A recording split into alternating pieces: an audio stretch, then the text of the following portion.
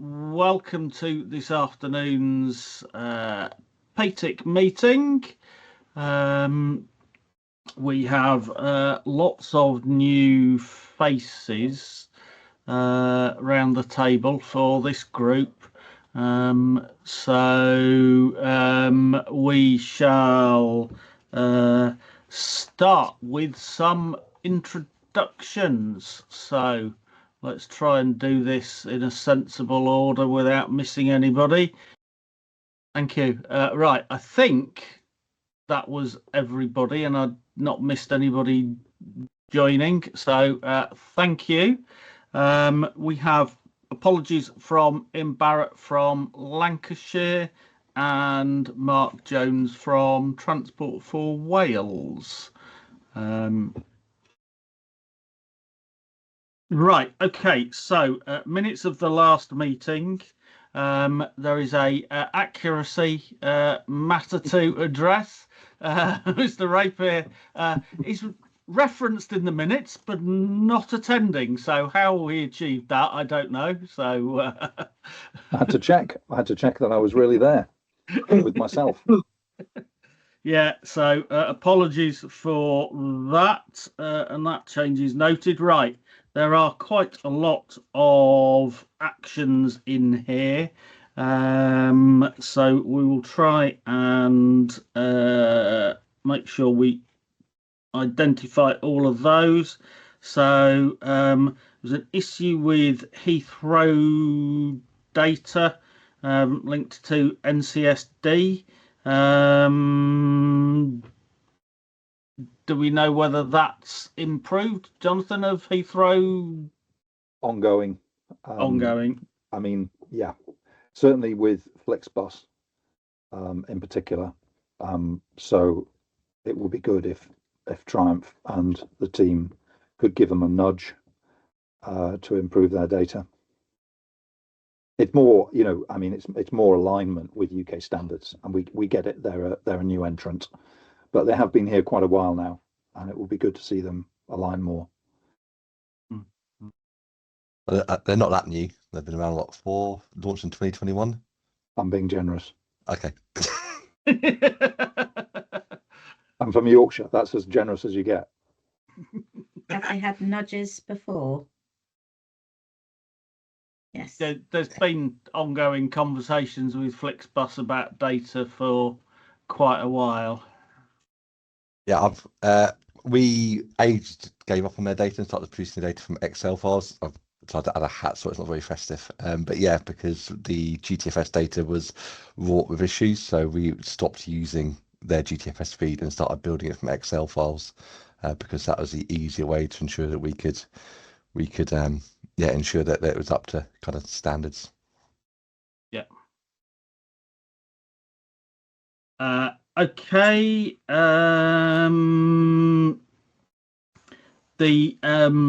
linked issue with Flixbus's restrictions on timetables. This is where you can't get on at some stops if you've got you can't buy tickets between two stops that are close together, because otherwise that then turns itself into a local bus service and you get all sorts of registration issues and things like that. I don't think that is going to be resolved until we move to NetX, because there is no way of representing and managing that in TransExchange or GTFS without getting involved in extensions or extremely complicated data sets. So I think that's something that we're going to have to live with until that point. But it is on the list of reasons to perhaps change. Right, okay. John Cartledge was wanting to encourage Hertfordshire to update bus stops and things like that. They have been a bit more on the ball with that one, so I think we can close that. Then languages around disruptions.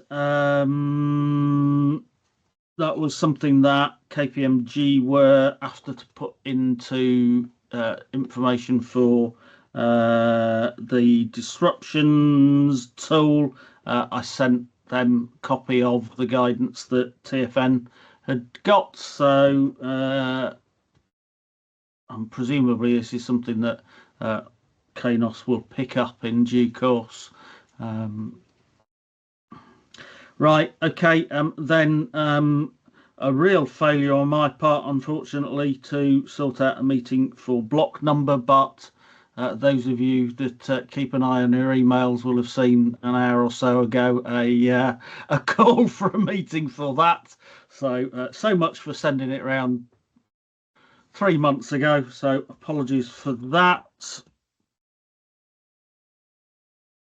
Then we have got, right, out of scope services on BODs. Is that something that we should pick up when we come to talk about BODs Triumph? Oh, no. Yeah, okay. Then multi-operator ticketing. Triumph, you were going to talk to Ian about understanding the issues that they'd got more with that.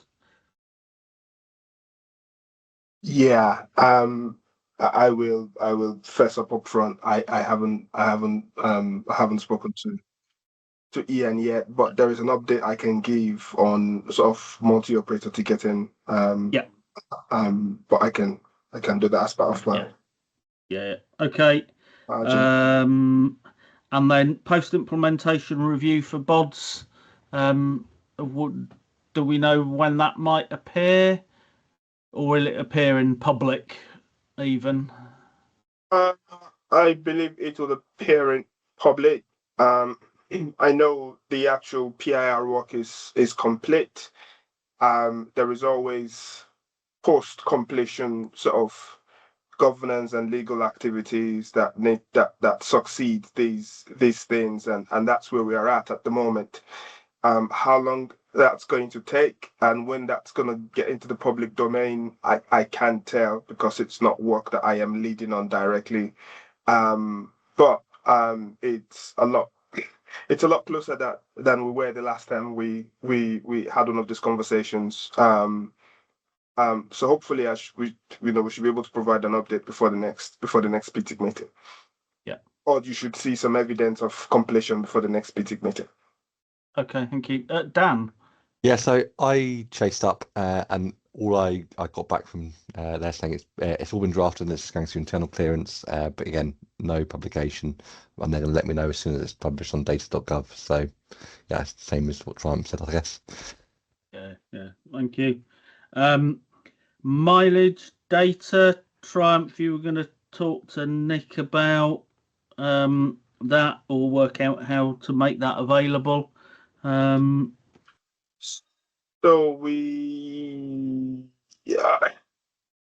I haven't spoken to Nick directly, but I did, I guess, sort of delegate that conversation to Jonathan Ramsbottom from ABODs, and I have been made to believe that there has been engagement with users, including Nick, if that's not correct, and I apologize, Nick.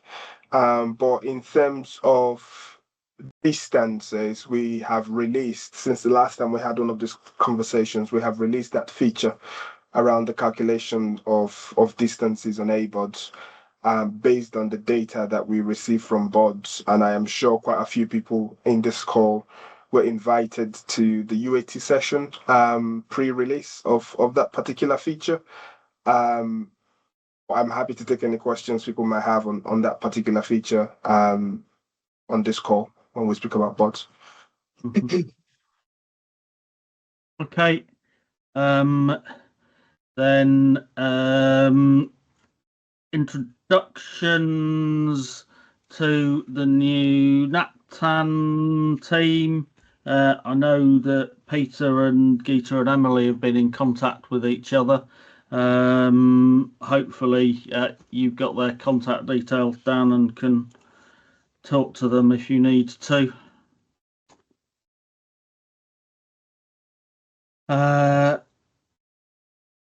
Jonathan, updates on 910 data, so rail stop data for NAPTAN.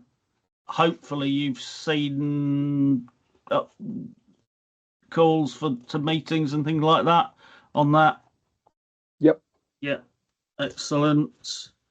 But there haven't been any changes yet. And then I think it was more about whether it was going to be removed. So fortunately, no. it's not going to be removed. Therefore, emergency over. Obviously, yes, we need to improve the data, but that's a separate stream. Yes. Okay, and then Dan and Nick were going to talk about 2-week half terms and handling those. Yeah, I don't think we actually managed to catch up on that. So I think I shared a news article in the previous PTIC meeting from BBC about 2-week half terms and how that's been formally adopted. So yes. Yeah. Okay. And local authority updates to the list in Transit-Exchange. I had stuff from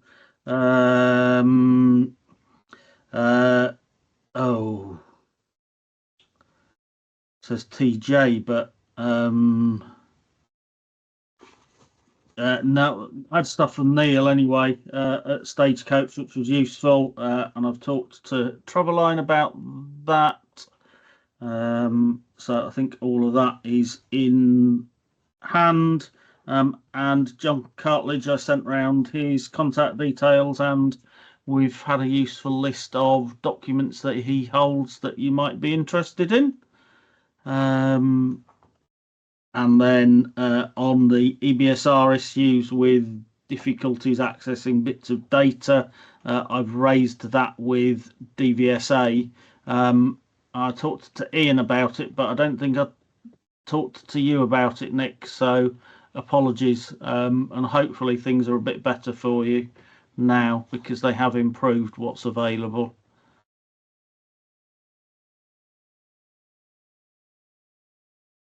Okay, anything else on the minutes?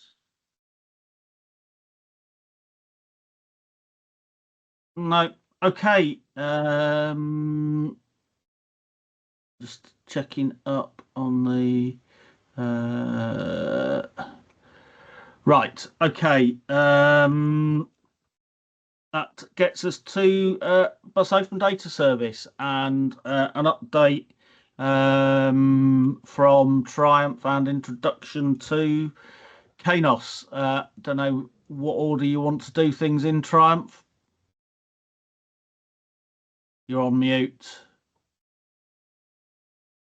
Apologize for that. So I think in the last meeting I provided a procurement update where I said we had agreed on a preferred bidder, but there were still sort of post-procurement governance and assurance activities going on at the time, and I couldn't disclose who the bidder was. I can fully disclose that now. Kanos were the preferred bidder. They will be replacing the incumbent / outgoing supplier, KPMG. Since the 1st of September this year, Kanos have been working with the DFT and KPMG to sort of to commence and implement a supplier transition period. To ensure that there aren't any disruptions to service provision and program. KPMG's last day with the program would be the 15th of Jan 2026. I guess at this point I will just hand over to Mark and the Kanos team to introduce themselves to the wider PTIC body. Mark. Thank you, Triumph. Don't know, Tim, I did a presentation I think it was only on Tuesday at the town hall meeting, on Wednesday rather. I've got the slides. I don't know whether it's worth whizzing through those or whether the people that were on that call were here. Some people certainly weren't. Some people were. Bear with me a second. I'll see if I can. There's a comment earlier about Teams not being someone's preferred thing. Teams is my preferred thing, but it doesn't make me any better at getting it to work the way I want. Okay, give me a second. Just the same, I wasn't expecting an elaborate presentation, hence the reason. If not, apologies for dropping you in it. I was just expecting. That's all he does, Triumph. That's his preferred. That's my role in life. Right, I shall go through this as quickly as possible, a little bit quicker perhaps than I did the other day. Just first thing that sort of looked at was Kainos. KPMG is probably a bit of a household name. Lots of people know KPMG. Just checking you can see my screen. Okay, so lots of people know KPMG. Kainos is not a particularly small company. We were founded 39 years ago, which in the IT industry is a fair amount of time ago. We now have about 3,000 people. We've grown organically, which is one of the things that we like to stress. So we've grown by doing what we do and doing it well and getting asked to do more of it rather than through acquisitions. We're a UK organisation. We're headquartered in Belfast and we're FTSE listed. Again, I'll whiz through these. You can see that we work predominantly in the public sector within the digital services team, which is the team that we're part of. We work within central government, transport, tax, trade, welfare. We've got a defence team that work within the defence area, health and social care, and the public safety. So we've got quite a broad footprint within the public sector. Karen. Yeah, well, when you say health and social care, I work with people with disabilities, and I'm a disability campaigner. I just want to any point that the social care have you like the more stuff for disabilities. I noticed that some of the social care don't really work well for people like us for the disability, right? And I was just wondering if there's any chance that the social care and also link with disabled people that have their own voice that can help them. That's a good question. Faye, did you put your hand up because you wanted to pick on this point? Yeah, I'm happy to wait for you if you want to respond, but I have some things to respond to that. Yes. No, if you want to go, because I think you've been more involved in certainly accessibility stuff than I have.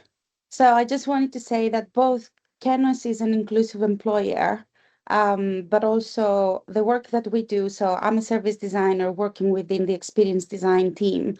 And one of the priorities of the work that me and my team will be having is to make sure that the services we build are accessible. Kainos is working that way for many years now, and many of the projects that we have delivered have won awards on the back of that. The last and very recent delivery we did was introducing BSL within theory test, but that is just an example.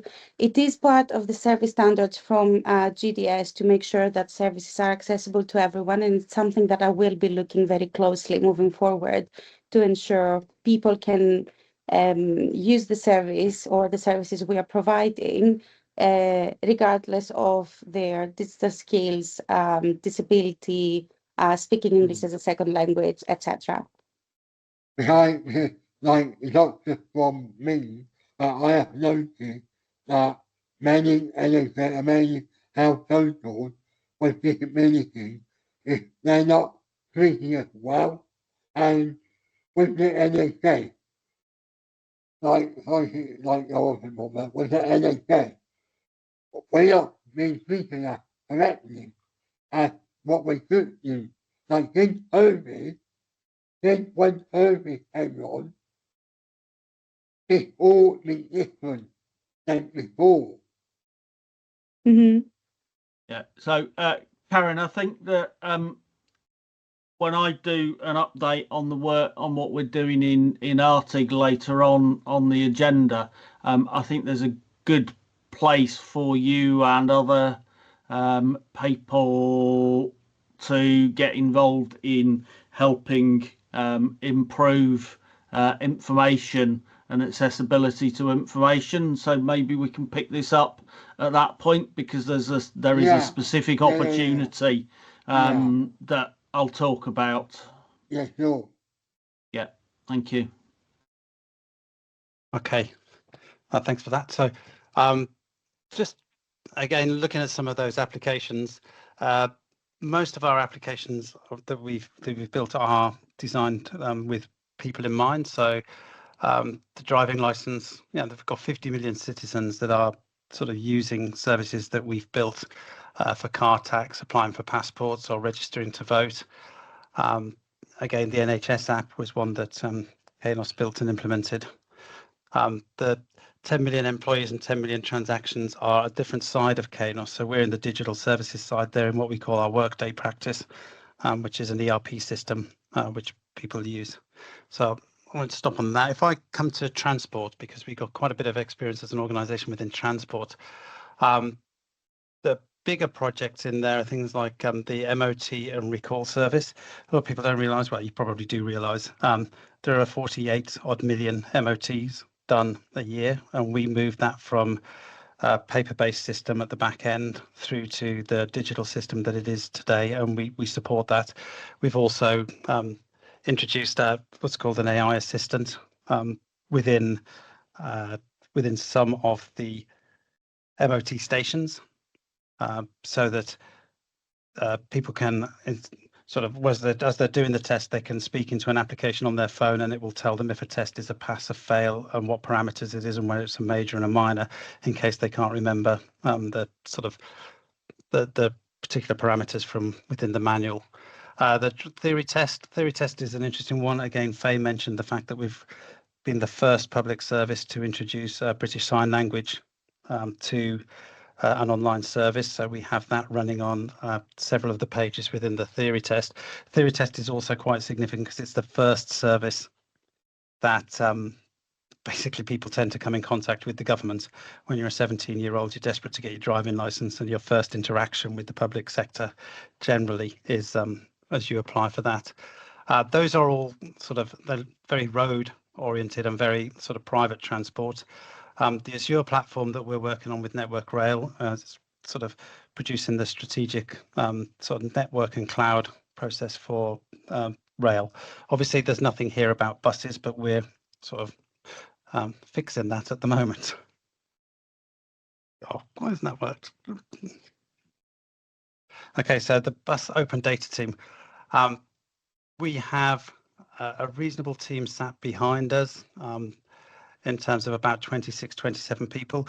Because we hadn't worked within the bus service and the bus sector particularly very much before, we partnered with Arup, who have got some experts and some good knowledge within the bus data bus data world. We also have contacts with some of the what we call the bus data expert panel. So there's a number of companies that we've liaised with to try and find out more about how BODS data could be used. Again, organisations like this will help us sort of extend that knowledge beyond just those two. There's a few people from the right-hand side of the screen there that are on this call. I think there's only Pro that isn't, Pro and Sandra that isn't. Amy, do you, Clara and Faye, just want to very quickly just say what your role is? So if we start with Amy. Yeah, be happy to. Thanks, Mark. I'm Amy Castiglione. As mentioned, I'm the product manager on the team. So I work closely with Triumph and the wider team to prioritise some of the quirks around bus data. So I'll be working with you all to understand how we can improve the service. Thanks, Amy. Clara. Hi everyone. Clara Petit, product manager from kind of the data side of things. Also kind of focusing on engagement. Actually from the Arup side of the team, so subcontracting into Kainos, and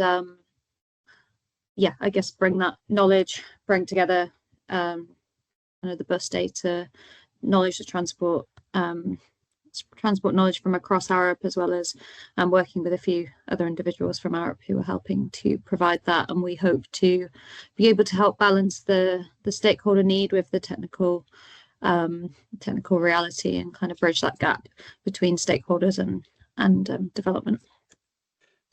Hey. Hello again. Like I said, I'm a service design lead. I am a transport specialist. Previously have worked within DFT on the street manager service, and with the DVSA within the MOT, the recalls and the theory test.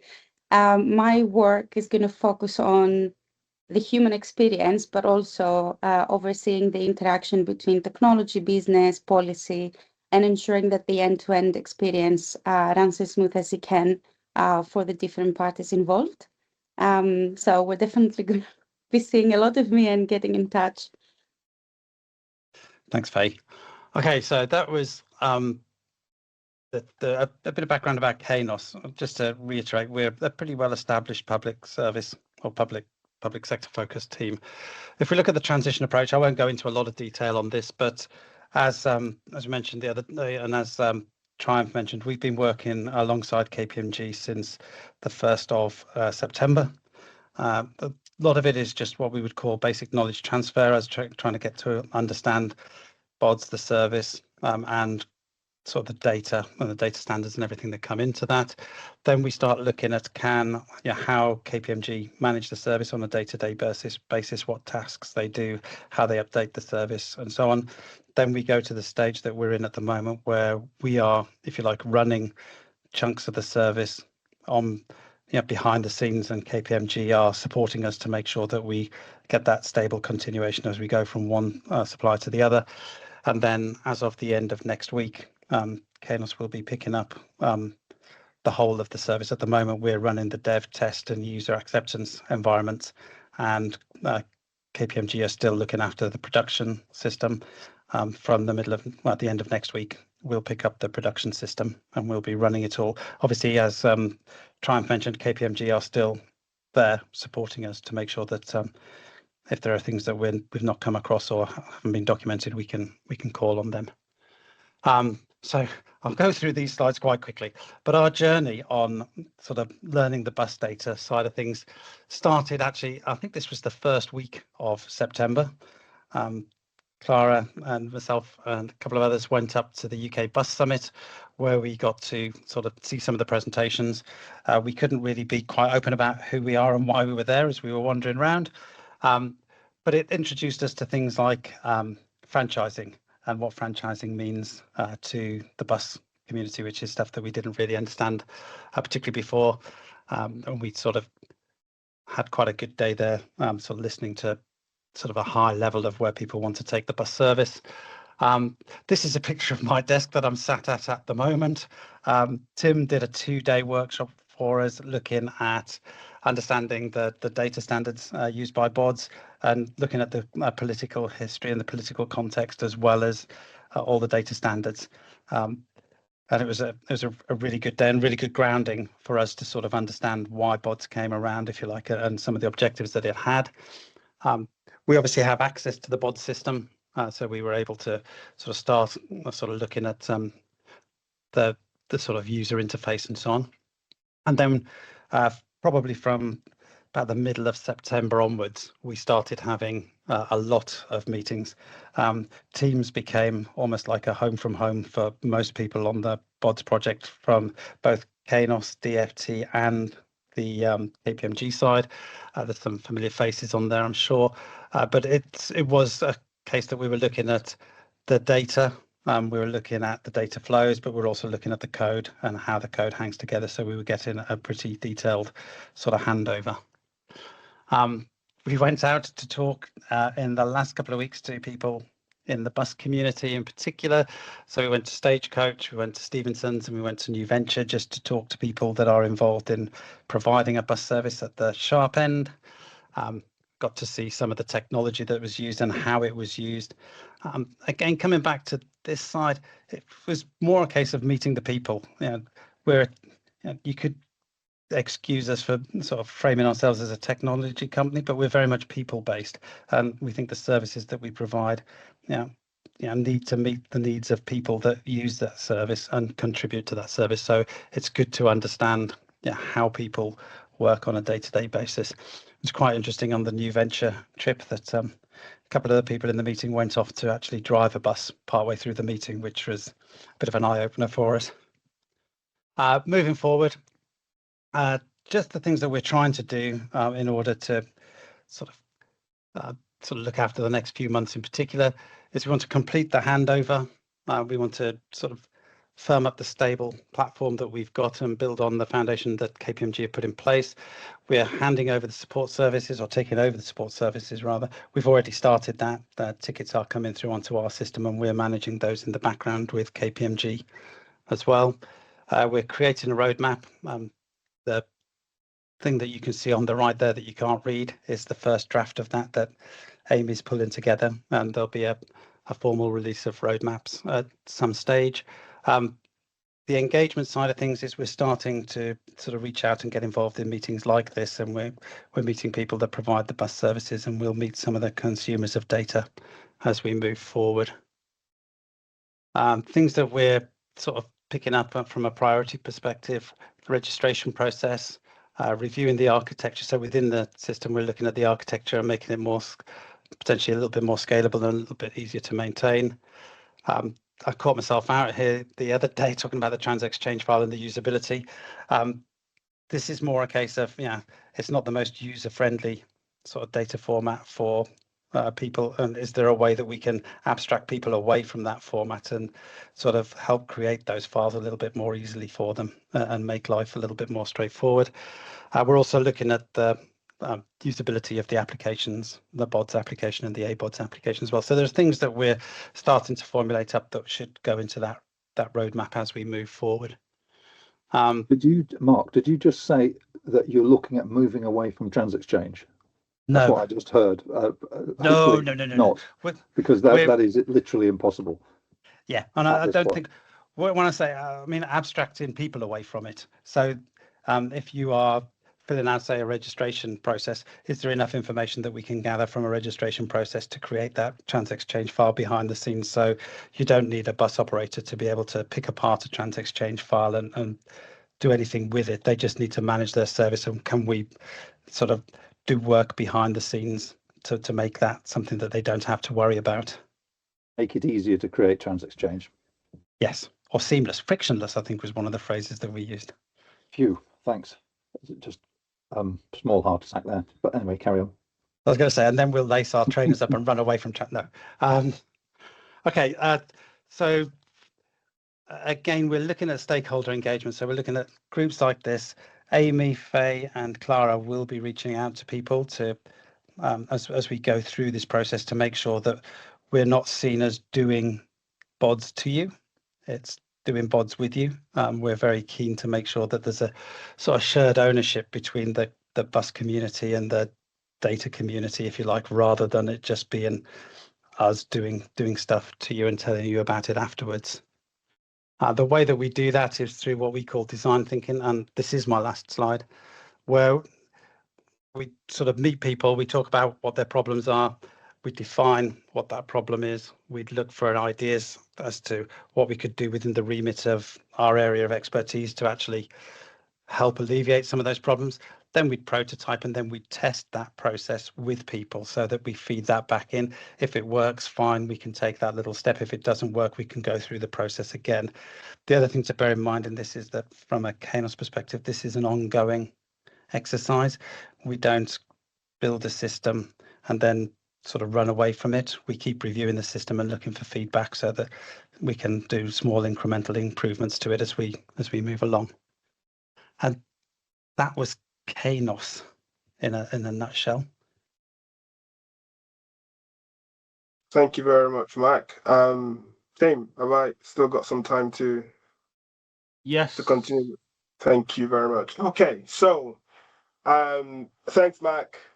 We now know where we are in terms of procurement for the digital service, and have a better understanding of the new supplier and how they are geared to ensure that they support and contribute to the successes that we want to see on boards. I will just share my screen now. Just give me a minute. Can we ask questions at some stage? Please ask question, Jonathan. I mean, one just very, very quick one. Mark, are you actually on Azure?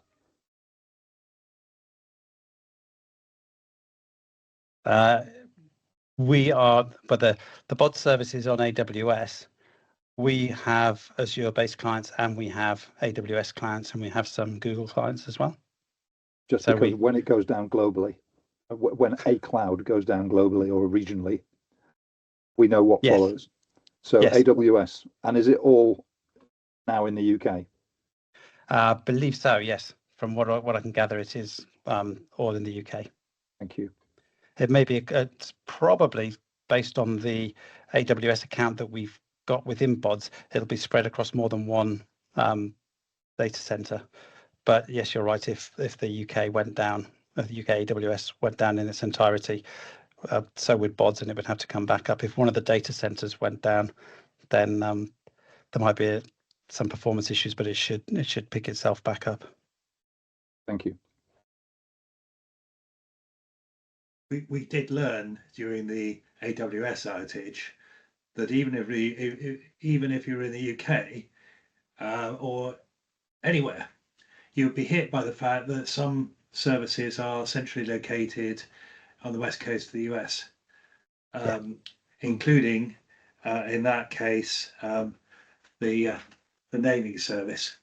So that's a vulnerability that having drunk the cloud Kool-Aid, I think we're just faced with. Yeah, it is. There are some organizations that we've got that are looking at multi-cloud vendors to try and sort of get around that, but it's doable. It's a bit more complicated, but it can be put in place. Karen, I noticed you got your hand up again as well. Yeah, or just one on.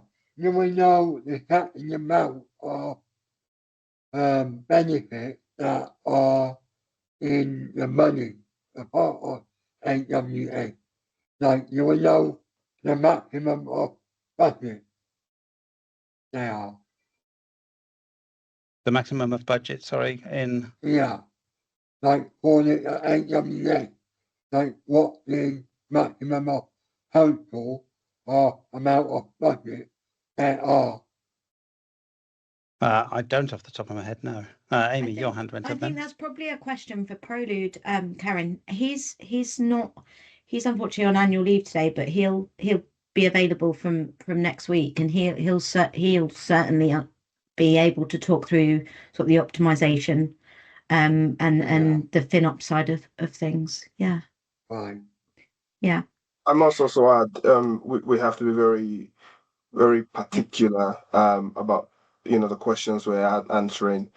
The budget and FinOps, it's not something that we usually discuss in public domain. So it might be worth sort of articulating that question in a written form so we can appraise that question and understand exactly what it is we can respond to or not in public domain, Karen, if that's okay.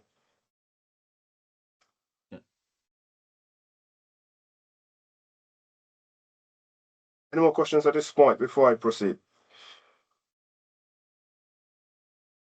In that case, as we move to procurement, as a program, and the service is focused on transitioning, like we've spoken about, and Mark has spoken about.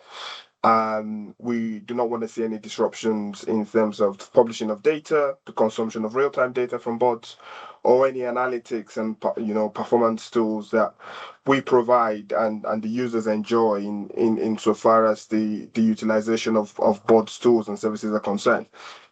We want to embed the new supplier. We've done a lot of work on that, as Mark has alluded to. The onboarding environment, set up both sort of technical environments, but also program environments, and understandings of operational realities of the industry that we're dealing with and working in. Knowledge transfer from outgoing supplier to incoming supplier, and just ensuring that the capability of the new suppliers aligned to sort of the success criteria, our vision, and and successes we want to see in as far as the program and services are concerned. We want to stabilize the service, so we are prioritizing sort of the reliability of the platform, performance, and user confidence in the platform. We want to sort of consolidate these improvements before we move on to additional enhancements, and as protect the existing user base during this period of change. What's next? In the short term, we want to deliver the BCT procurement. So what we've done is the technical procurement. There's a BCT procurement, which I will touch upon next in my next slide. Continue to improve user confidence, reliability, engagement, and user support. And that short-term priorities over the next 6 to 12 months. In the medium term, we want to focus on improving data quality, matching and analytics from a neighbor's perspective. We want to do some work around enhancing automation across data publications. So touching upon what Mark said around, making sort of the publication of data frictionless and as seamless as possible, but not just the publication, but also sort of the validation and the reporting in as far as data quality and data requiring attention is concerned. We want to explore and expand on data sets and features such as cancellations, both cancellations, data publication to boards and consumptions, but also the utilization of cancellations, for example, in contextualizing the results you get from ABOD's analysis. We want to do a lot more work on disruptions, both increasing the scope of disruptions publications, for example, but also ensuring that we utilize that data to make disruptions visible to people who use data. So bus operations, for example, tell us, before we leave the house, sometimes we don't know what disruptions are out there. Hopefully that is a value we can provide using bots and ABODs. We want to improve on the work we've done around flexible services so that there can be a lot more flexible bot service publication to data and downstream consumption to aid passenger journey planning. And we want to do some work around sort of accessibility data inclusion where possible and appropriate.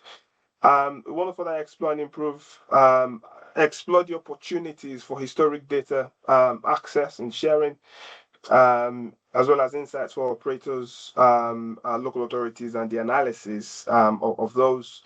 Longer time, the intention is to move forward to a modernized, optimized architecture, improve user experience, reduce the touch points that the industry is having with the DFT. We want to create a more connected ecosystem for developers, operators, downstream passengers, and overall, users of bots data in one form or the other. And where possible, and through cooperation with bus operators as sort of the data owners, we want to, explore sort of data capabilities beyond the current legal requirements. So cancellations is one of those examples where bus operators are beginning to provide us that data and it sits outside the legal requirements. If there are more data sets that bus operators are willing to cooperate with us on, it's something that we're potentially looking at. Ultimately, we want bots to be the single source of truth, and we want downstream passengers and those who are consuming bots data to have a clearer picture of bus services nationwide through the availability of open data on board. Apologize for that. So where are we today? I believe we continue to be central in how users, bus operators, LTAs, regulators, and the wider industry access accurate open bus data. I think we've gotten to a point where both services are now well established. The platforms are stable. They are used nationally. To a large extent, they are tested. To some extent, they are trusted. And like I addressed, a lot of the work we've done over the last 18 months has been sort of bringing stuff into DFT architecture, improving system performance, enhancing user experience, increasing data accuracy, although I admit there is some work to do on that front, and supporting compliance. We have also done a lot of strong engagements with operators, LTAs, data consumers, and suppliers. So, touching on what Mark showed in his presentation, we have, we've executed a body of work around going out to see operators, understanding, their operations, understanding the constraints and the industry realities they deal with. We believe that context and the understanding of that context is essential for us to build a successful service. We're going to continue doing that in the new year. It is our intention to also put together a body of work, to better understand the local authority position. It might not be visits in the same way we're visiting bus operators, but there would be an engagement with local authorities, as well as sort of consumers, users of bots. We want to keep that ongoing just so that we can optimize the trust, reliability, and confidence that users have in the service. In terms of procurement updates, a slight change in model. As you will know, hitherto to where we are now, we had a model where the outgoing supplier provided both the digital delivery, the assisted digital delivery, and the stakeholder engagement. Based on user feedback from some of you and our program experiences, we have decided to move away from that model. We are now splitting the digital delivery and the engagement as two separate work streams to be provided by two separate suppliers. We believe that doing that would provide for clearer focus across both work streams. In an industry where engagement is necessary to understand operational context, it is important for digital biases not to creep into and influence the engagement activities. And we think that by doing this, we can achieve that. We want to improve the independence of engagement insights, and we want to enhance overall balance and accountability across the two work streams. We believe this approach, positions the program and the services, to effectively deliver better for the users who use the service. So we know the KNOS, the digital delivery is done. KNOS are in here. They are currently transitioning. KPMG will be transitioned out by January. But in terms of the second contract for the BCT, we've just released what used to be known as selection questionnaires. They are now called terms of engagement under new Crown Commercial Service directives. These should come in today, actually. Close of play today. Well, midnight today is the deadline. So we will start sort of the evaluations of those SQs, PQQs, terms of engagement, whatever it is you want to call them, next week. An ITT would follow that, and the anticipation is that we should complete all of that by February. In which case, by the time we do sort of post ITT evaluation activities, we should be able to, provide some information to the industry around March time as to, who's won that contract and sort of next steps. So that's where we are in terms of, procurement, transition, contracts, all of that. In terms of the actual service and the things that we've done since the last time that we had one of these meetings, we have released a few features that has led to some progresses which I'll outline. So they are work done around system and performance improvement. So now we are now seeing faster timetables and fair processing due to an implementation of serverless architecture. We have improved safeguards to prevent against services being published multiple times, reducing the risks of data duplication on boards. We have done some work around sort of improving the backend processes, thus leading to faster validation times. We have done some work around user experience enhancement, so a clearer operator and LTA profile, summarizing items that need attention. So now bus operators and LTAs can see exactly data that require attention in terms of the data that pertains to them on boards. We have included fair data in the service health assessment where hitherto that wasn't the case. We have introduced sort of passenger-facing dataset pages for greater transparency. So, you are seeing sort of timetable and visualization on boards, and there's a few other sort of performance improvements to enhance responsiveness of the service.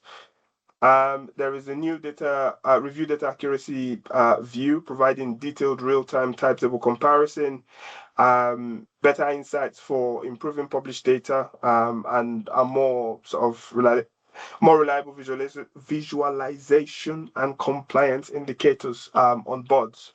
So that's boards. A-boards has been a bit more exciting, as you know. We launched that new A-boards early this year, moving away from a third-party software as a service solution that was being provided by a third-party supplier. And since then, we've had some improvements to the service. So we have enhanced on-time performance reporting with inbound and outbound splits, where hitherto that wasn't split according to inbound and outbound directions. We have improved vehicle journey analysis with more detail and granularity.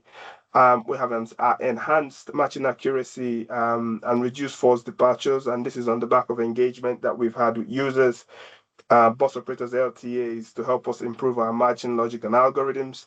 And we have improved load times and site performance insofar as A-boards is concerned. In terms of newer features, we have released the stop level heat map analysis to support local transport authorities network planning. There's now the new sort of joint boards A-board compliance dashboard released, where users, be they bus operators or local authorities, can now see sort of their compliance figures insofar as boards compliance is concerned. And there is now a distances dashboard, which I alluded to, insofar as mileage, as you called it, that has now been launched to support things like, say, basic distance estimation, for example. And this is based on the data that is provided on boards. We have improved the matching logic. I alluded to that earlier. We now have better visibility and classifications insofar as incomplete data is concerned. So you see your incomplete data and you better understand the factors that are attributing to the incomplete data set on A-boards, where that wasn't available up until recently. And we now have more reliable feed monitoring aligned with expected data windows on A-boards.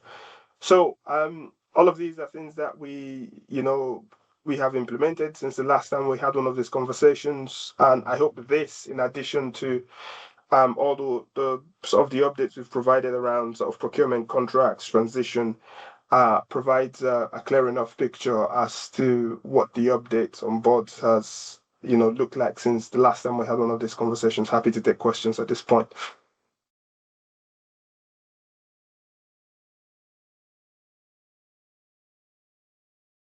Dan.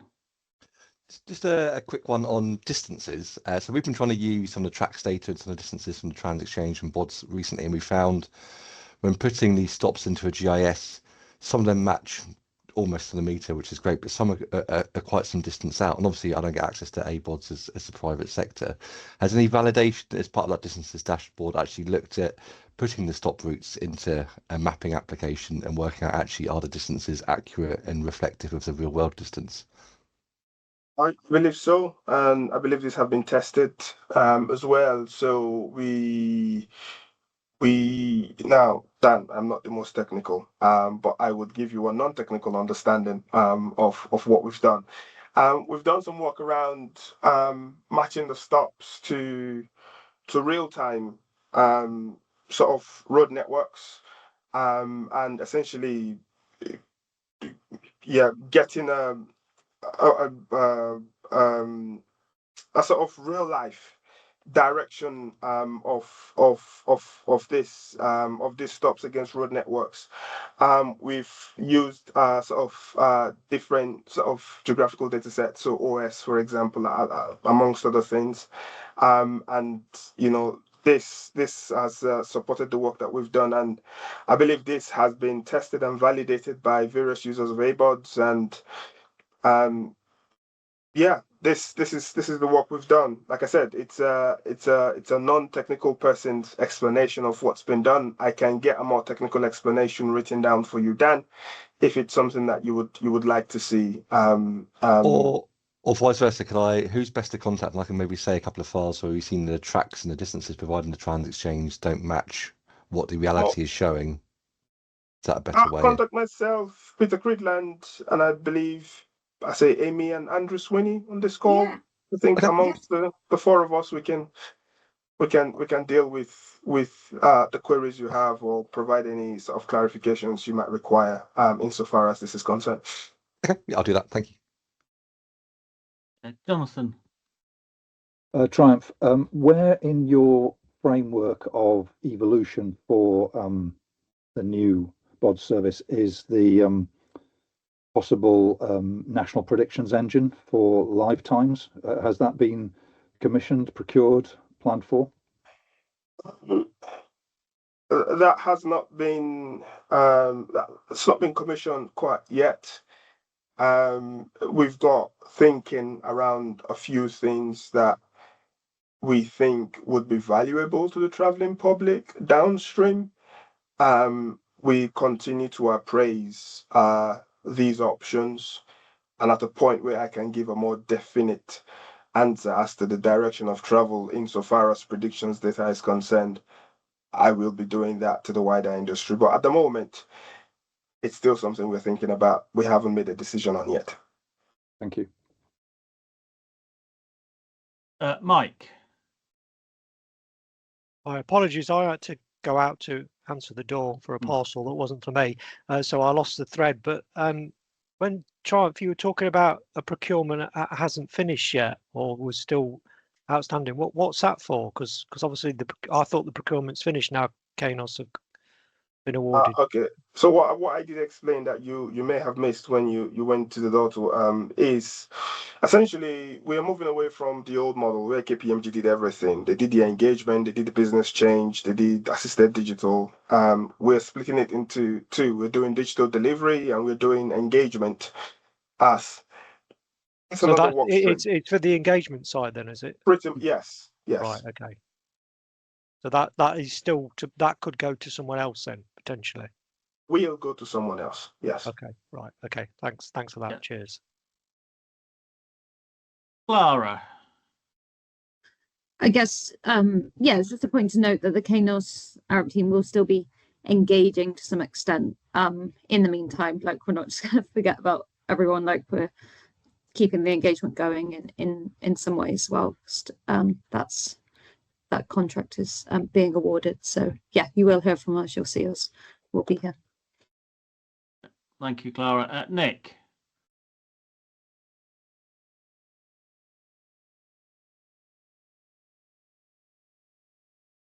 We can't hear you, Nick. But you're shown as the microphone's open, so now you're muted.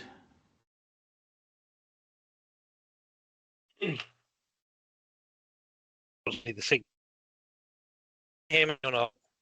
Yeah, we can hear you.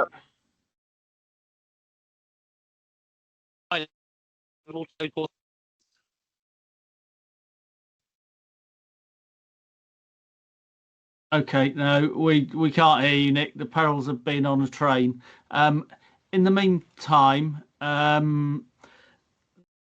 there's a bit of work going on Triumph around with CPT on services which are out of scope. There was an action for clarity on that last time. Yes. So when we say out of scope, are we talking out of scope or should be out of scope in the spirit of? So we're talking things like school services, for example, which are legally in scope but are deemed out of scope depending on where you are, what position you take on that conversation. Is that what you were? Yeah, school and that sort of thing. Yeah, so I know some engagement with CPT and the department has been ongoing. As far as I know, this engagement went up to sort of ministerial level. I think at this point in time, views are being heard and positions are being taken and fine tuned. Since CPT is leading on that work, I would rather Gavin Miller provided an update on that one. But yeah, that bit of work is still ongoing. Still ongoing, Tim. Okay, yeah, I'll talk to Gav Miller at CPT and get an update for the meeting, because that I know affects some of the people on the call from a data consumption point of view and what's in and what's out. So yeah, okay. Thank you, Triumph. Oh, Dan. Yes. Yeah, this is not really a question, but obviously the Discord.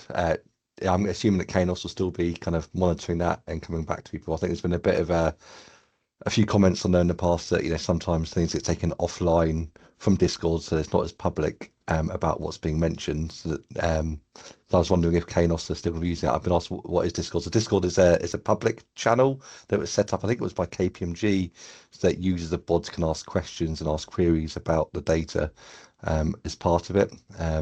And so people do still post, there's issues with the data there, there's issues with the data here.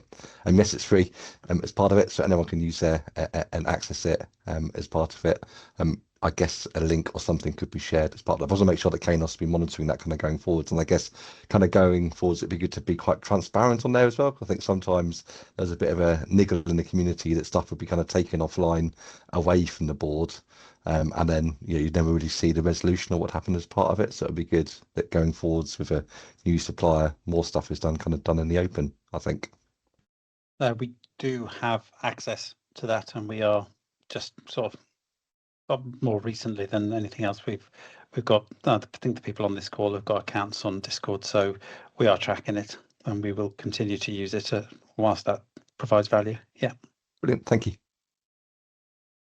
Okay, before we move off it, you will have seen, hopefully, in the last couple of days, a new advice note on changes to the way that versioning is being requested for data to bods to move away from providing multiple files to having it all in one file to ease some of the significant data consumption problems that people are having. So yeah, if you've not seen that, let me know. David, as the major supplier affected by that, is there a time frame for it? Because yesterday was the first thing we saw. Yeah, no, there is no implementation date by which data will be cut off if you don't make it, but sooner rather than later will help the data consumers. But the only thing I would say, I would add to that, David, is that when I go to these OPDI calls, this is it's a very pressing issues for the operators on Traveline when we're having these conversations. So if I was to give an estimated time as to when operators on Traveline would like to see that based on the mood of the OPDI, then the answer would be yesterday, pretty much. So I guess what I'm trying to say is as soon as possible would be greatly appreciated, just so that we can help us manage the sort of the data quality issues insofar as versioning is concerned, and the queries being raised by bus operators and Traveline. If Ticketer could implement that as quickly as possible, it would be greatly appreciated, David.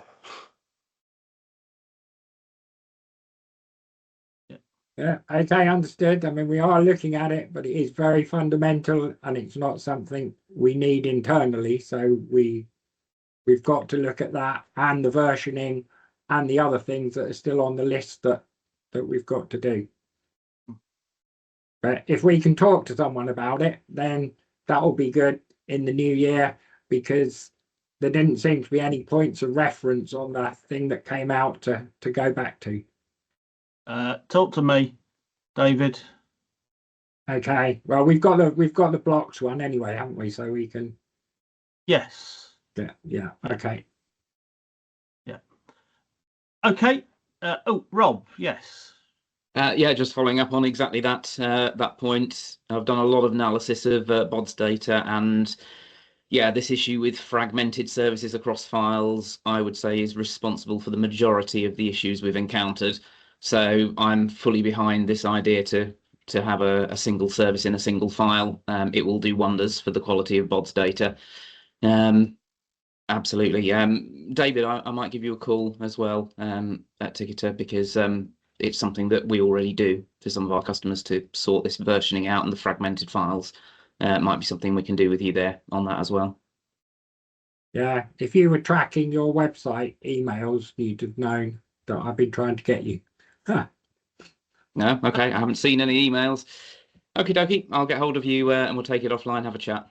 Thanks, David. Okay, thank you. Right, so let's move on to Naptan now. Unfortunately, the Naptan team have had to pull out of today because of some things that have cropped up urgently. So we don't have an update from them, but there are regular sessions taking place with them and opportunities for engagement. They're all run through the Eventbrite account that I've just posted the link to.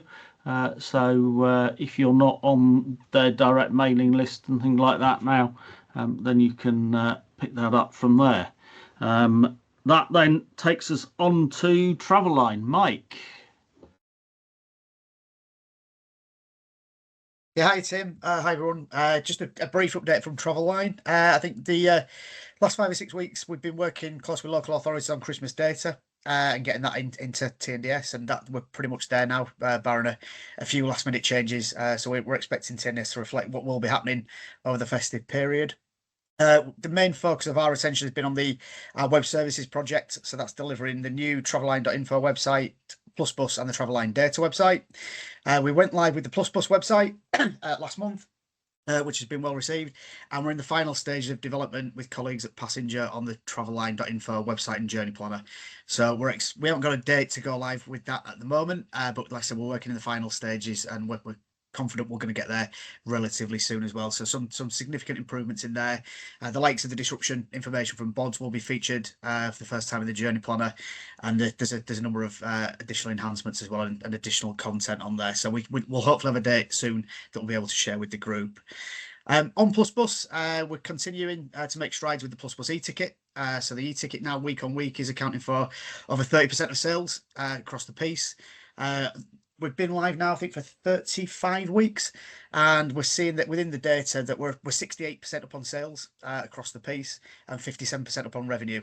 So clearly the ticket's been well received and is accounting for additional sales rather than just replicating what was there. So we're really pleased with how that's going.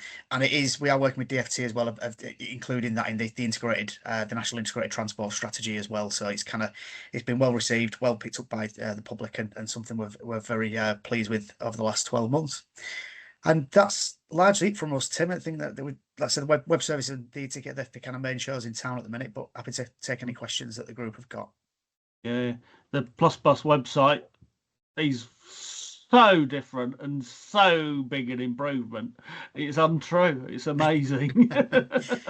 Yeah, thank you. And yeah, we're really pleased with the job that the guys at Passenger have done for us there. Yeah, it's been really well received by customers and within the industry as well. Yes, thanks, Tim. I used it on Train Split, and I showed the QR code to the driver on a Stagecoach bus, and he said, "It looks real. Get on." Yeah. Thanks, Jonathan. Yeah, Stagecoach are the kind of final one. The majority of the ticket machine providers, like the likes of Ticketer and Transmac, are scanning and validating it. But yeah, and Stagecoach at the moment, it's still accepted as a flash pass. So pleased to see that the drivers are aware of it and let you travel. Yeah. Okay. Any other comments, questions for Traveline? No. Okay. Thank you, Mike. That then takes us on to Karen. Yes. Sorry, I had a question about Traveline. Like, I want to know with Traveline why there no hearing aids or people who are deaf and need to listen. Like, why can't the staff like help them to listen or have any hearing aids for people with hearing aids?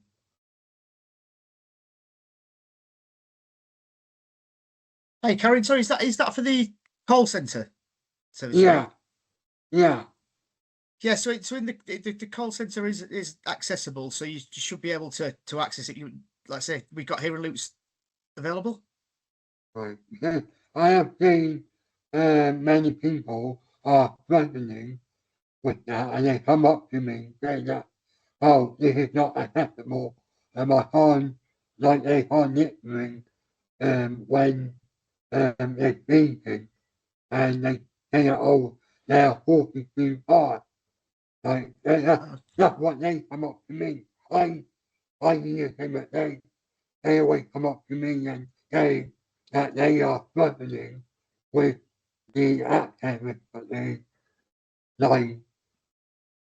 So is this stuff in the stations? Do you mean, Karen? People actually on platforms, and so they're not Traveline staff. That would be the bus station or the train station staff.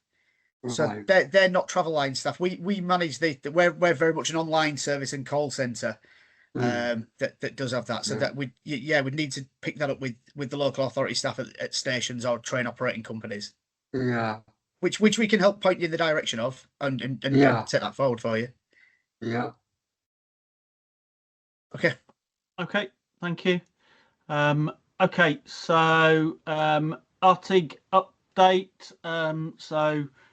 What's Artig doing? So accessible information regulations have been in place for a couple of years now. The last buses, the oldest buses, should be being fitted with audio visual displays and hearing loops by October. As we've previously discussed, Artig is working with the department to support small operators. But I'm aware that as more and more buses have this equipment and information being provided, the feedback that we're getting is that sometimes the names aren't very good, or there are issues with the way that the information's presented. So if you've got any anecdotal feedback on that would be really valuable, because we're trying to work with the department to improve things and to perhaps provide some strengthened guidance for operators and suppliers on how to present information and avoid some of the problems that we know are happening out there. So do feedback any issues that you find out either yourselves or from colleagues. We have a series that's been running since September on data standards. We've looked at TransExchange and Siri and things like that, and over the coming months we're starting to look at some of the other ones. Some of them are open, available to anybody for free. If you're not working for an Artig member organisation. Some of them there is a small fee for, but we've got ones in the new year on things like the BODS Trans Exchange profile, which are open for everybody. So yeah, have a look at the website and join on some of those if you're interested in them. We're going to be starting an update to the CMS to display interface, which is used by increasing number of suppliers to feed displays in an open, interchangeable way. So there'll be a tweak to that in the new year because people are implementing version 2 and the inevitable finding little bugs and, oh, we need it to be able to support this, that and the other. So there'll be work starting on that. If you're interested in that, let me know. We're working with the Campaign for Better Transport, who earlier this year put out something around the need for a national bus stop standard. So, what should be at a bus stop that's, big, one that's got a bus every hour and one that's got one every third Tuesday type arrangement, both from an infrastructure point of view, but also from an information perspective. And we're working with them on that. And we're about to start a couple of working groups in the new year. For many years, Artig's had a good practice guide for electronic information, digital information, looking at things like fonts and colours and scrolling and things like that. That last version was about 6 years ago, so time for an update on that to reflect the Campaign for Better Transport stuff, as well as to cover things like e-ink displays and things like that, which were few and far between last time we did an update. And we're also going to be looking at printed information and what guidance we can produce for that. For those of you with very long memories, ATCO did some work on that 20 years ago, but it's not been updated since, so there's a need for that to be updated and refreshed to cope with what's now. So please, if you want to be involved in either of those, let me know. We are very keen to get involvement from a diverse range of people, and particularly diversity groups.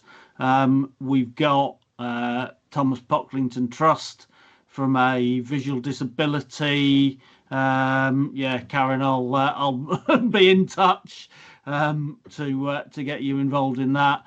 So we've got visual disabilities. We've also got a college in Manchester which specialises in supporting people that have got neurodiversity and their students, so they're keen to be involved and to work with us to make sure that things are as accessible as possible, which is a key theme that we want to make sure we deal with. So yeah, let me know if you want to get involved in any of those.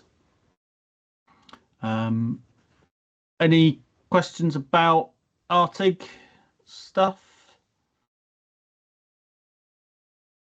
No. Okay. European standards then. There's a lot going on.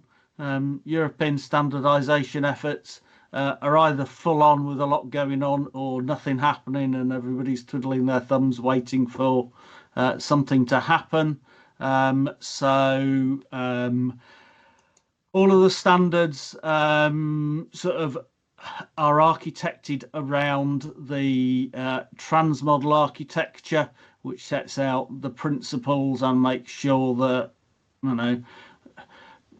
when you're talking about a particular bit of data, the terminology used across all the standards is consistent.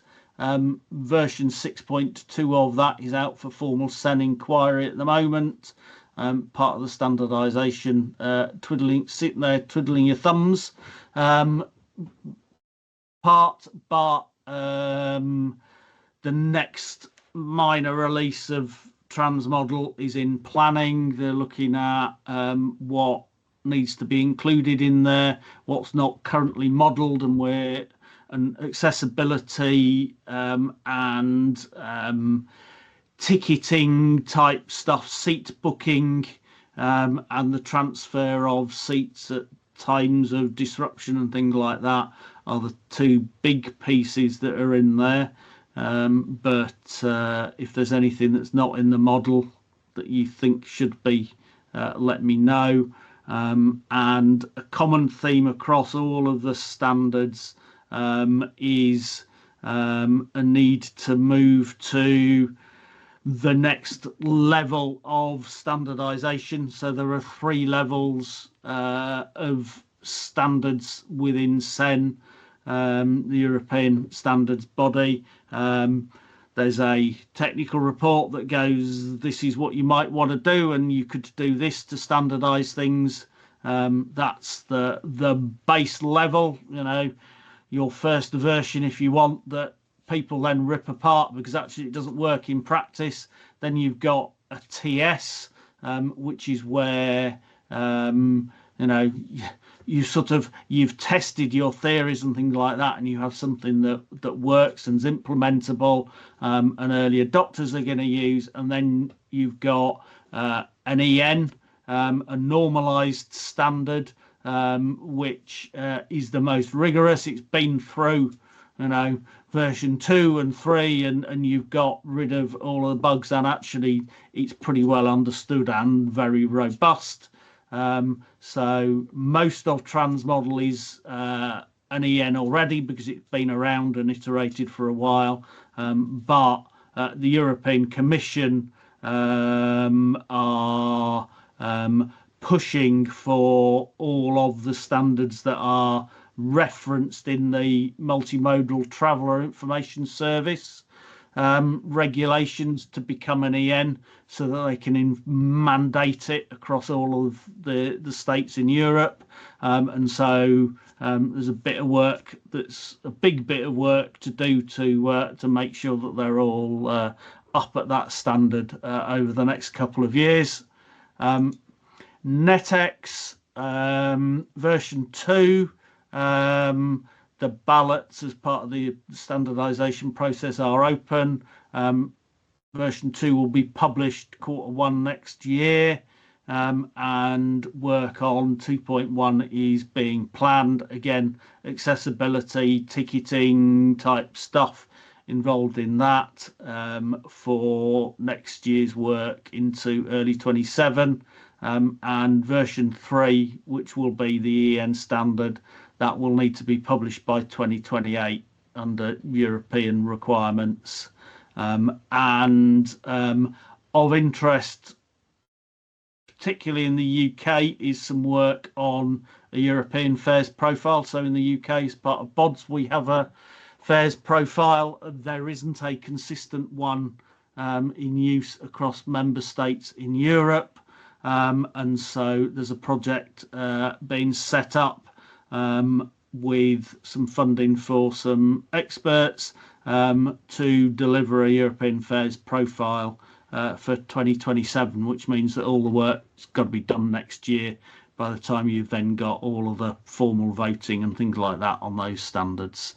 So that's something that we'll be quite interested in from a UK point of view going on.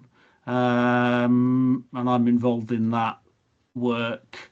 On Siri, for those of you that have been waiting for the schema to be made available for 2.1, that's now available on GitHub. Version 3 planning, which will have breaking changes in it for those of you that use Siri, to bring it into line with NetX and some of the newer bits of Transmodel. That will become an EN, so we're aiming for that in 2028 again. But a lot of that work will need to be done second half of next year.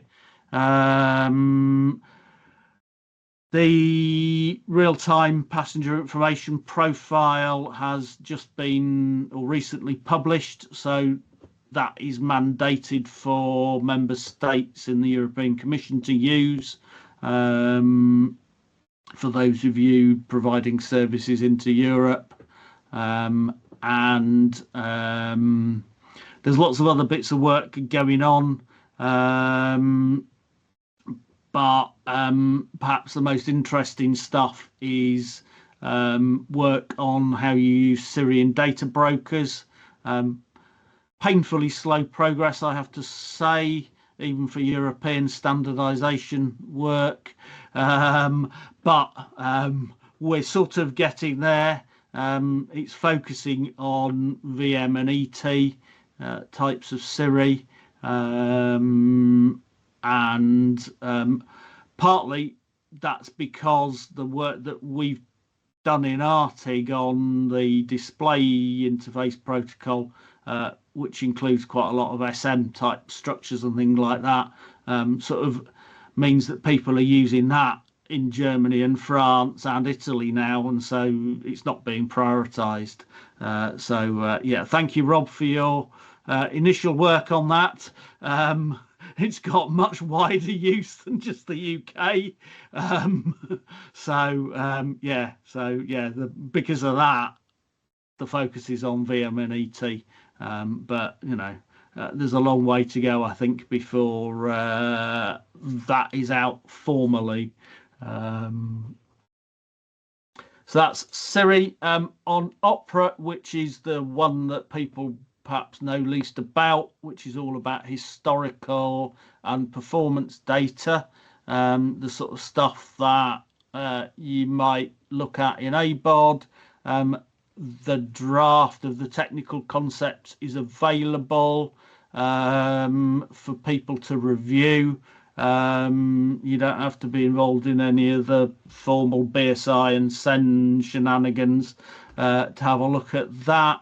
And there's a call in a couple of weeks that's a technical review that's going to get all technical for help people understand the structures and how Opera is proposed to work, along with all the other standards and fit in with all of that sort of stuff.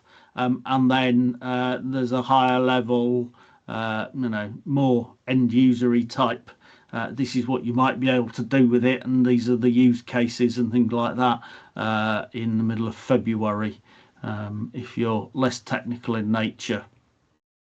So by the time that work's complete, it'll be probably May, June next year, and then it'll go through the formal voting processes and things like that, and people can start to adopt it. And there's a big push to make these standards as open as possible. Those of you that use NetX and Siri and things like that know that if you want the documentation, you have to get out your wallet and empty it and pay the BSI quite a lot of money. But because the standards are mandated in the multimodal travel information service requirements on all EU member states, I know we're not members, but hey, let's benefit from the pressure that's going on here. So because NetX, Siri and Datex, and once Opera's been published, Opera will fall into this and mandated on member states. How do you get adoption when all of the documents are behind a paywall? Well, let's break that paywall. And so there's a lot of work going on to encourage SEN to make these openly available. including potentially getting European Commission to chuck a load of money their way to make it happen. So that's beginning to get some traction, which and that's something that I know that's annoyed a few people over the years. So yeah, progress there. Any questions on European standard development?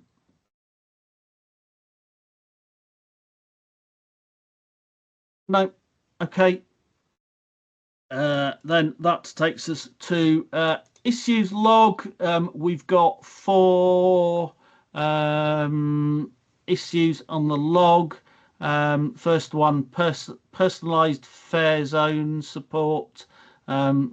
This is something that Transport for Wales need for some of their ticketing initiatives. So there's work going on with them to help them understand their use cases a bit better and to structure those in a way that you can then standardize, and that will end up with some change requests into NetX and things like that. So that's a long running one. Better support and more provision of block number or running boards, whatever you want to call it. We've got that call to discuss with some dates in January. Email went out earlier today. Distance-based fares in BODs, that's with BODs to add to the profile and to make sure that they're properly supported. Stephen's not on the call, so I don't have an update with where that is. And the one that was opened last meeting, update to TransExchange to support new transport authorities. That's in progress. We're expecting to do updates to the TransExchange fields where those are hard coded in early 2026 once we've got an agreed list of transport authorities, which is harder than you think to get, at least, let alone the ones that are transport authorities now, let alone the ones that are going to become transport authorities with all the devolution stuff. So you know, I think the plan will be to do an update with the ones as of, you know, the end of December or something like that, and then agree a cycle of when we'll update those elements, you know, on a annual or 6-monthly basis or whatever, to try and keep those up to date. Because if you're an operator providing electronic bus registrations, it's a bit of a problem because you can't say which authorities you're sharing data with and consulting with at the moment. If you've you know, Cumbria, for example, doesn't exist anymore. So you know, it's a real problem for some operators. So is there anything else for issues log, or anybody wants to throw in anything about those that are currently open?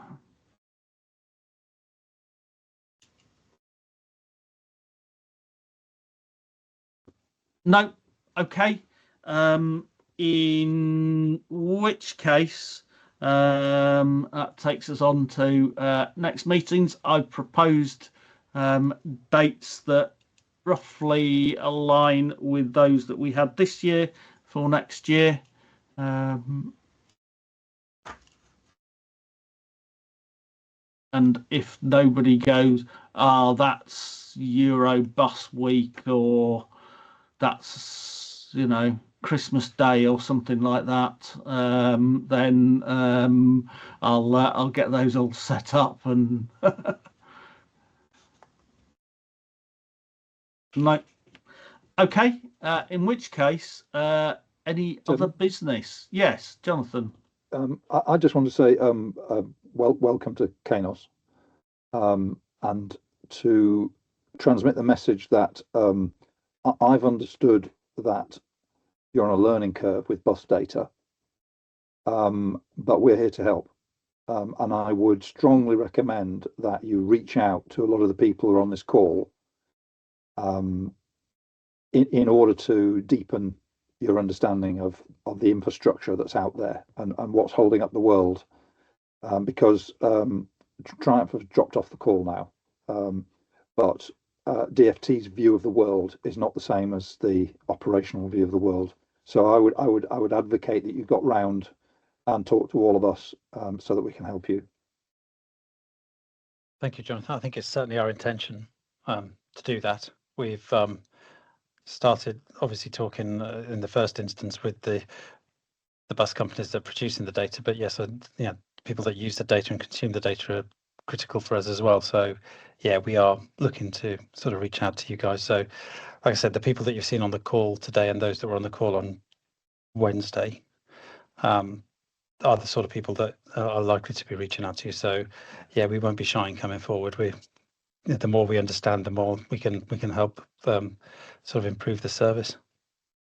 Mark, Teresa and I were not on that call, but as Tim will echo, and Jonathan, Defon 53, Teresa and myself would be extremely keen to help as well.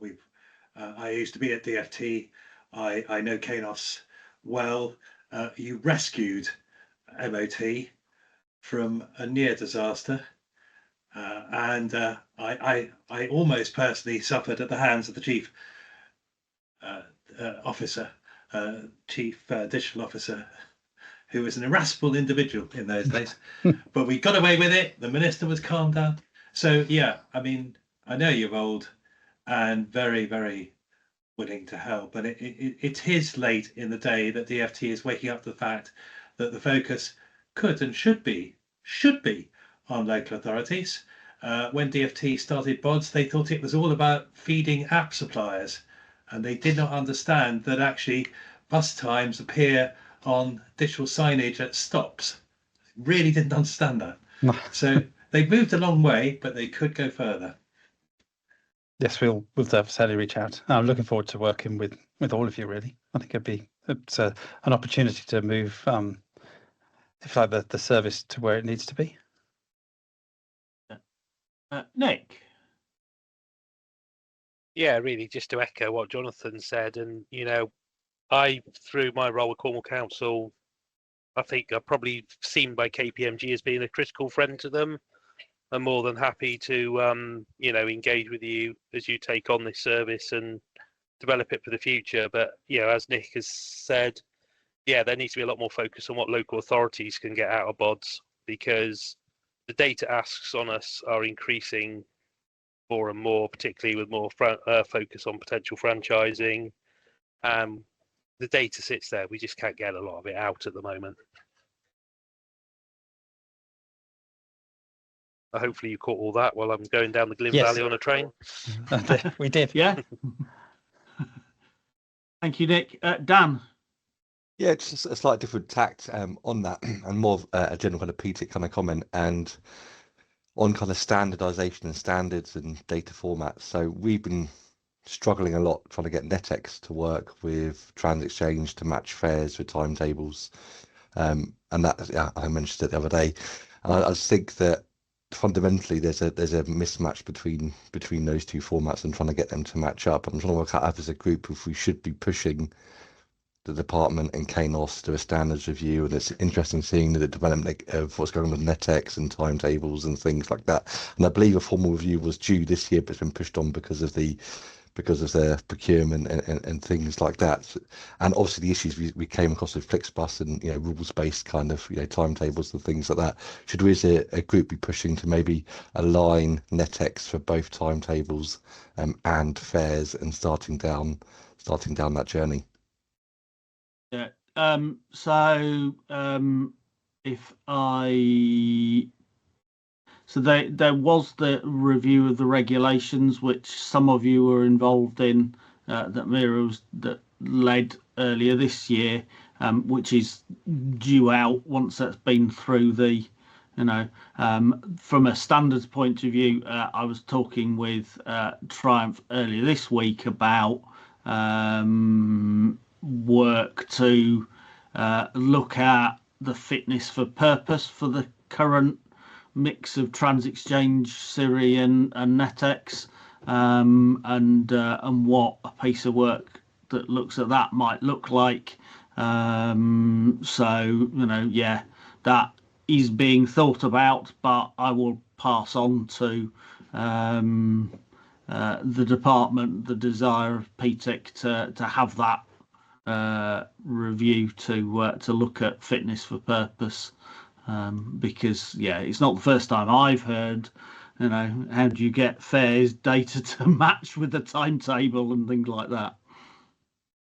Okay, great. And I also think because obviously Scotland and Wales are going through their standards journey at the moment and looking at their kind of own services and things, that I'm also concerned that there may be a mismatch, that as a consumer that wants to use national data will be getting it in one format for England and we get another format for Scotland, potentially a different format for Wales, and then much different profiles, different formats and things like that. And then you've got the operators who do cross-boundary services, and how are they going to be able to handle these different, you know, requirements on them as well.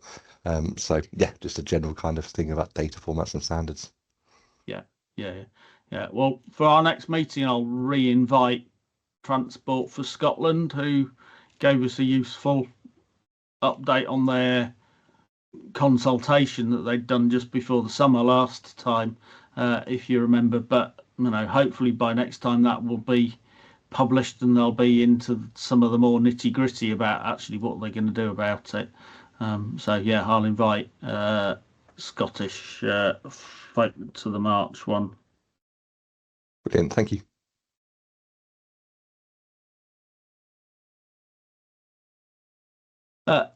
Any other business?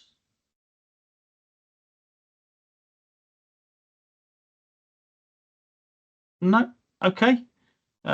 In which case, thank you all for your time this afternoon. I hope you found it useful. Welcome to Kainos. We look forward to working with you in future, and yeah, it's probably late enough in the day to say have a good Christmas.